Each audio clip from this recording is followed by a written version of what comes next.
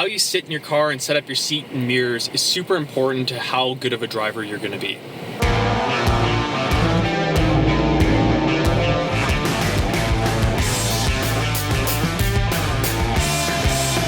even if you're just driving to work or, taking the kids to get ice cream on Sunday or whatever it is you're doing, there's a lot of things you can take from the experience of racing to make yourself a much better driver on the street. And a lot of that starts before you even go anywhere. A lot of the way that you've been taught to, set up where your seat is, where the steering wheel is in relation to you, how you're sitting in the car, and how you have your mirrors set up is probably wrong. You might be used to it and it might be comfortable, but there's definitely a proper way to do this.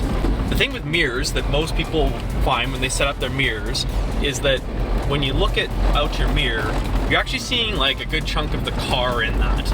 And that's usually how a lot of people set up their mirrors, but you need to set your mirrors wider so that you're seeing further out. That helps eliminate blind spots, and it'll make it much easier for you to get a full picture of what's going on around your car, and it also eliminates a lot of the need for shoulder checking. If your mirrors are set up properly, you're not really doing the full shoulder check like this kind of thing, like you see a lot of people do where they're fully turning their body around. Which means that, are you seeing at all what's happening in front of you? You're missing a lot. The other thing to consider too is how you're sitting in the car. I like to sit as low as possible in the ar. That's usually the first thing I do, is put the seat as low as possible. I'm in a 2002 Honda Civic SIR right now, and seats are low, but if I could sit 6 inches lower than this, I would. Just kind of gives you a better connection to the car, a better feel for it. From racing, you always set yourself up low because you want your center of gravity to be low, and then once you kind of get used to that, it's sort of just how you want to sit all the time. Also, when you're driving, there's some good sort of rules of thumb as to how far your seat should be from the steering wheel. A lot of people like to really recline the seat and kind of go for one of these, the hand on the wheel, which, I don't find it comfortable, but some people do. I like to drive, kind of the 9 and 3 deal. Sometimes I'll just do one hand at 9, but my other hand's kind of ready to go if I need to do maneuvers. A good rule of thumb to know if you're sitting close enough to your steering wheel is you should be able to put your wrist on the top of the wheel and hang your hand over the wheel. So if you can barely touch the wheel with your fingertips, you should move forward or straighten your seat up. And if you can hang your elbow over the steering wheel, you can maybe recline a bit or push that wheel back a bit. What happens is if you have your wheel too far away, your arms are very straight and you don't have a good feel for what's going on, and it's also hard to move your hands quickly if you have to, if you have an emergency happen or something like that. It's also not the most comfortable way to drive. I like to have the seat, somewhat upright. I recline it a little bit, just have a back that's constantly sore, so I find reclining a little bit makes that more comfortable. But I do like to sit pretty upright in a car. When I'm driving around in the street, this car is a little bit limiting. I can't move the steering wheel front and back. I can only move it up or down. So I tend to put the wheel a bit higher, and this is another reason why I like to sit low, is it gives me more room between the bottom of the steering wheel and my knees. So for left foot braking or moving your feet around, your knees aren't touching the wheel ever, or getting in the way of your hands as you're working the pedals. The other thing that's really good with the 9 and 3 is that your hands are just kind of sitting on the wheel lightly. You don't have to have that death grip to kind of keep the one hand grip going. You can have a real light touch. I'm wearing gloves, I'll take them off, but because it's freezing out, it's minus 30 Celsius today. But I like to have a real light grip on the steering wheel, and that way I can feel what the car is doing. They always say white knuckle. Well, the white knuckle is basically when you're squeezing the wheel so hard that the skin on your knuckles is turning white. That's not the best way to drive. It tenses your body up, and you don't get to feel the feedback that you get through the steering wheel, which gives you a really good idea of what the front wheels are doing. So, you know, if you feel the steering wheel getting lighter in a corner, probably means the front wheels are starting to slide a little bit, or the grip is really low. And then, you know, as you feel the weight of the wheel weight up, you can kind of use that to judge how much traction you have. But if you have the death grip on the wheel, it's hard to feel that. The light grip, I like to apply that to just basically how I deal with the car in general. I don't shift by grabbing the wheel like with my fist. I shift with, you know, sometimes just a couple fingers just in the right spot just to push the lever where I want to go, or, you know, shifting with just my thumb. You don't want to be really hard on that shifter because it's hard on the transmission. And you know, you've seen people, as the adrenaline goes up in racing, that you know, I've seen people actually break the shifter off just by being so aggressive with it. And the more you practice being gentle and having a light touch, the more that you can continue to do that in a stressful or adrenaline fueled situation. And having that light touch on the car is really critical to being a fast driver, and also not destroying your car, right? You know, to finish first, you first have to finish. So don't wreck your car by ripping the shifter out of it. Another area is to think about being gentle too is, you know, when you're going through a corner, you want to be smooth, and you want to kind of like, you know, you turn the wheel just as much as you need to. You don't turn it too much and then back off because you're turning too tight and kind of going back and forth, sawing at the wheel.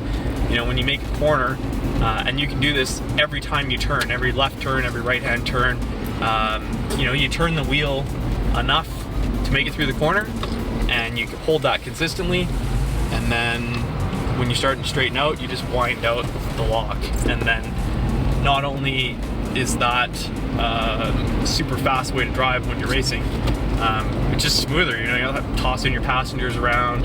When it's icy, that's really important, because if you're sawing at the wheel, you know, you're saying, instead of saying to the tires, I need the car to turn this much, you're actually saying, I need to turn this much. Whoa, no, too much, left and right, and you're moving back and forth, and all those changes reduce your traction and slow you down.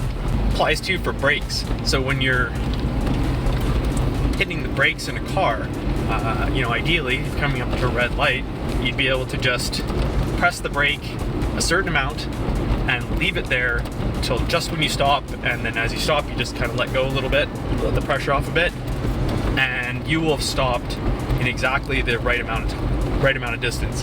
And that takes a lot of practice, but it's really good for racing technique as well, because to brake as late as possible, you have to brake very consistently. So you apply the brake as much as you can, considering the traction you have, and leave it there until you don't need the brakes anymore. So if you maybe start off light and then add brakes, you're wasting time, because you should just be braking as much as possible all the time, and not any sooner or later than you need. And obviously you're not going to be braking like that in a street situation unless, you know, an emergency, something happens in front of you, or, you know, things happen, or deer runs out or something like that. But, you know, it's still, you can practice the technique going up to every stop sign. You know, you don't press the brake and push it down further and less and move it around. You just find the right spot, leave it there, and smoothly come to a stop. I did a video a couple weeks ago about left foot braking, and for those of you who've never done it before, you'll really notice the lack of smoothness you have the first few times you try left foot braking, because your left foot's just not used to doing it, and you're likely going to just hit the brakes way harder than you need to, and, you know, throw everybody in the car up against their belts. Really important thing when you're driving a race car or a street car is vision.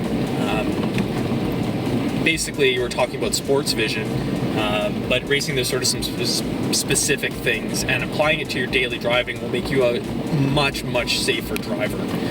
What a racing driver learns early on is that you kind of have to be looking at the wide view, the full picture all the time. You don't want to be focusing on one thing here or there, because when you focus on one object, you stop perceiving the other things that are in your field of view. Whereas if you can kind of focus on getting the wide view, you could see, okay, there's cars in front of me, and looks like, you know, up down the road they're starting to stop, so I'm gonna have to stop soon. And then you can see, oh, there's somebody coming up to this intersection here. Are they gonna stop? Do they see me? You can sort of analyze what's going on around you and get a really good picture for the full picture of what's going on around you. So, you know, in a car accident, you always hear people say things like, that guy came out of nowhere. Well, he came out of somewhere, you just didn't see him or her. You just didn't see them. So if you can kind of take that broad view and be sort of paying attention to your entire surroundings, you're actually going to be a much safer driver, because you're going to be able to anticipate what's going on around you, and instead of like having a reaction saying like, oh no, somebody slammed on the brakes.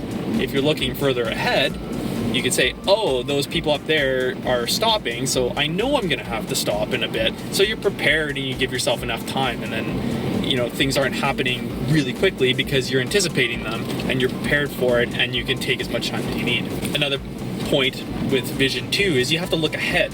So the faster you go, the further ahead you need to look.